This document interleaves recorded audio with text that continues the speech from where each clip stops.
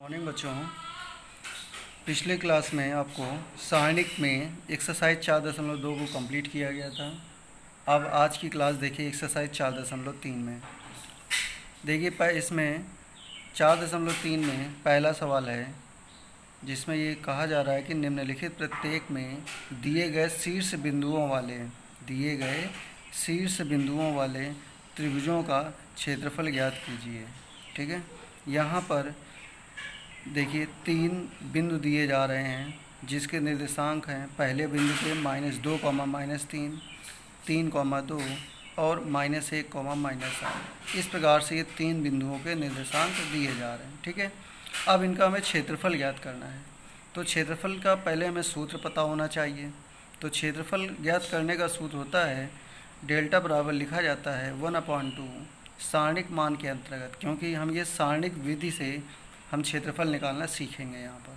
ठीक है, अभी तक आपने कक्षा 10 में जो दूसरा फार्मूला पढ़ा है तो यहाँ पर उसका प्रयोग नहीं करना है।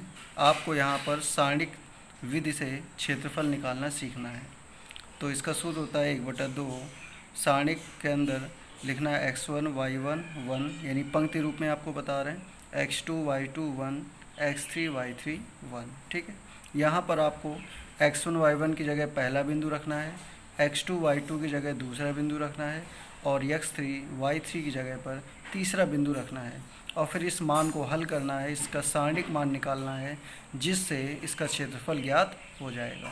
तो ये तो इसके हल करने का हमने तरीका बताया। अब आइए हल करके भी देख लेते हैं। तो इसमें देखिए जो 3 बिंदु दिए जा रहे हैं उसमें देखिए पहला जो बिंदु है उसका मान है -2, -3, यानी x1 का मान है -2। ठीक है, x1 का मान कितना है -2 और इसके बाद में y1 का मान है -3। तो हमने x1 की जगह क्या करेंगे, x1 की जगह -2 रख देंगे और y1 की जगह -3 रख देंगे। फिर इसके बाद में x2 का मान है 3 और y2 का मान है 2। तो x2 की जगह 3 और y2 की जगह 2 रख देंगे। ठीक है, फिर लास्ट में x3 का मान है -1 और y3 का मान है -8। ठीक है, तो x3 की जगह -1 और y3 की जगह -8 रख देंगे। अब इसको हल कर लेंगे। हल करने के लिए हमने बताया हुआ है आपको कि सबसे अच्छा काम है कि आप 0 बनाने का प्रयास करें। तो 3 देखिए a1 1 1 दिया जा रहा है, तो हम आसानी से 1 से 1 को घटा के हम 0 ला सकते हैं।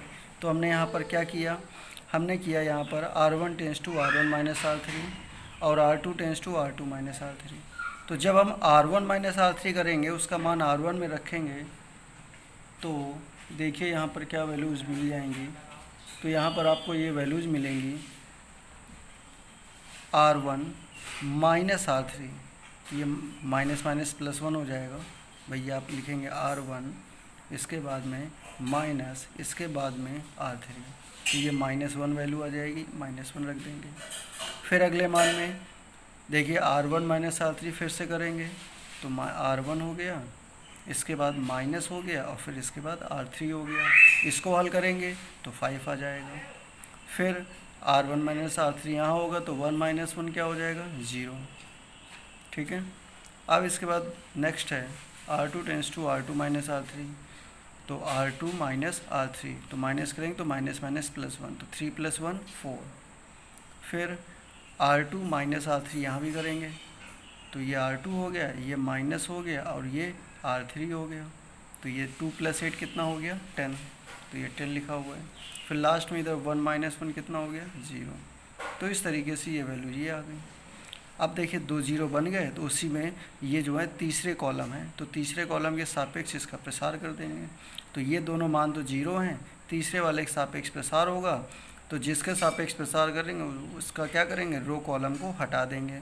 तो हमने रो कॉलम को उसको हटा दिया। तो देखिए ध्यान से यहाँ पर जब रो कॉलम हटाएंगे तो -1 4 5 और 10 इतना बचा। तो इसको यहाँ नोट कर लेंगे, -1 4 5 10। ठीक है, लास्ट वाले की वैल्यू कितनी थी, 1 थी भाई। पहला कॉलम का, तीसरे कॉलम का जो पहला एलिमेंट है, तीसरे कॉलम का जो पहला एलिमेंट है वो 0 है, दूसरा एलिमेंट 0 है, ये प्लस माइनस प्लस, तो तीसरा क्या +1 और उसकी वैल्यू हमने रख दी। ठीक है, अब इसको जब सॉल्व करेंगे तो 10 इंटू -1 करेंगे तो माइनस का 10, फिर माइनस का चिन्ह लगेगा, 4 इंटू 5 लिखेंगे तो 20। तो इसको सॉल्व करने पर माइनस का 30 आ गया। 2 से डिवाइड करेंगे तो माइनस का 15 आएगा। कितना आएगा? माइनस का 15। लेकिन यहाँ माइनस का चिन्ह नहीं लेना होता है, क्योंकि क्षेत्रफल एक धनात्मक राशि होती है, इसलिए त्रिभुज का जो क्षेत्रफल है व्यक्त करने वाले सारणिक का मान सदैव धनात्मक लिया जाता है। इसलिए जो इस त्रिभुज का क्षेत्रफल होगा वो 15 वर्ग इकाई हो जाएगा। कितना हो जाएगा बच्चों? 15 वर्ग इकाई। ठीक है, तो इस तरीके से आपको केवल इन तीनों बिंदुओं के मान रखने हैं और उसका जो भी हल होगा ऐसे हल निकाल लेना है। इसी तरह से देखिए अगला सवाल है, जिसमें दूसरे सवाल में ये कहा जा रहा है कि दर्शाइए कि बिंदु ए जिसके निर्देशांक a, b प्लस सी हैं, बिंदु b जिसके निर्देशांक b, c प्लस ए हैं, और बिंदु c जिसके निर्देशांक c, a प्लस b हैं। ठीक है ना, c, a प्लस b हैं। तो यहाँ पर सिद्ध करना है कि संरेख है। क्या सिद्ध करना है? कि ये बिंदु संरेख हैं। तो संरेख कैसे किया जाता है? संरेख करने के लिए देखिए कंडीशन होती है कि दिए गए 3 बिंदु संरेख तभी होंगे जब ये जो सारणिक मान है 0 के बराबर हो।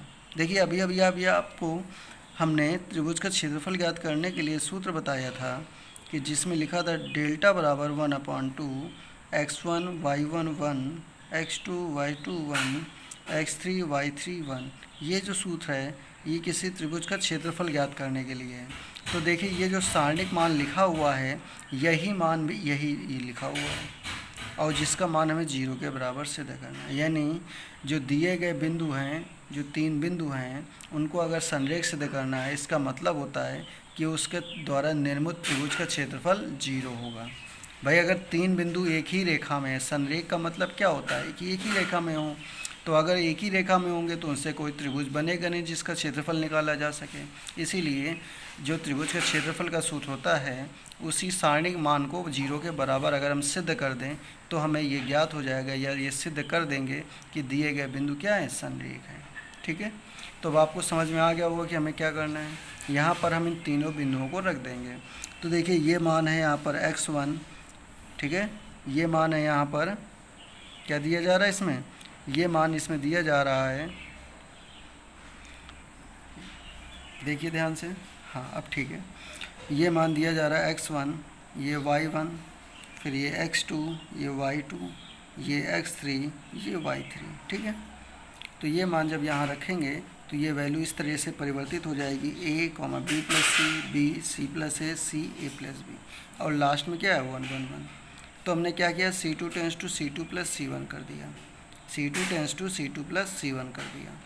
तो जब हम c2 प्लस c1 करेंगे तो देखिए ये c2 है और ये c1 है।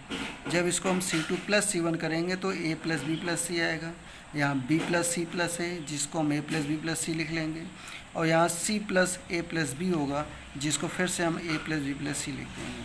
ठीक है, और देखिए ध्यान से हम c2 से a plus b plus c को कॉमन ले सकते हैं। तो जब हम c2 से a plus b plus c common लेंगे तो इसकी जगह पर क्या लिख देंगे? इसकी जगह आ जाएगा 1 1 1। ठीक है, अब देखिए ध्यान से नेक्स्ट स्टेप में जो c2 के अवयव हैं वही अवयव c3 के अवयव में भी हैं, मतलब c2 के अवयव c3 के अवयव के बराबर हैं।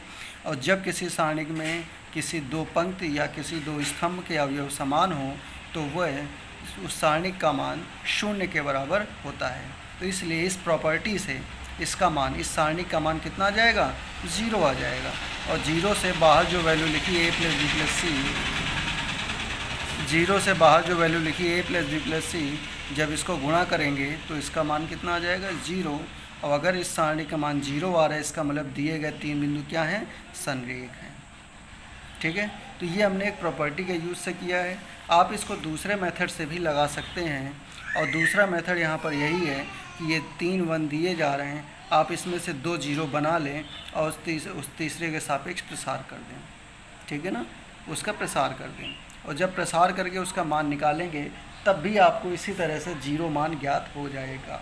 ठीक है, तो तरीका चाहे जो भी लगाएं, अगर मेथड आपका सही है तो आंसर भी आपका सही आएगा। यहाँ पर हमने प्रॉपर्टीज़ का यूज किया है। कौन सी प्रॉपर्टीज़ का यूज किया है कि जिसमें दो पंक्तियाँ या दो स्तंभ समान होते हैं तो उनके अवयव, अगर उनके अवयव समान होंगे तो उसका मान 0 के बराबर होता है। इस प्रॉपर्टी का यूज किया है। और अगर आप यहाँ 0 बना लेते हैं घटाने के बाद में, तो घटाने के बाद अगर 0 बनता है तो उसमें फिर आपको प्रसार करना पड़ेगा, और जब प्रसार करेंगे तो सारे मान आपस में कैंसिल हो जाएंगे तो 0 आ जाएगा। ठीक है, तो तरीका जो भी लगाएं बस सही तरीका लगाएं। धन्यवाद।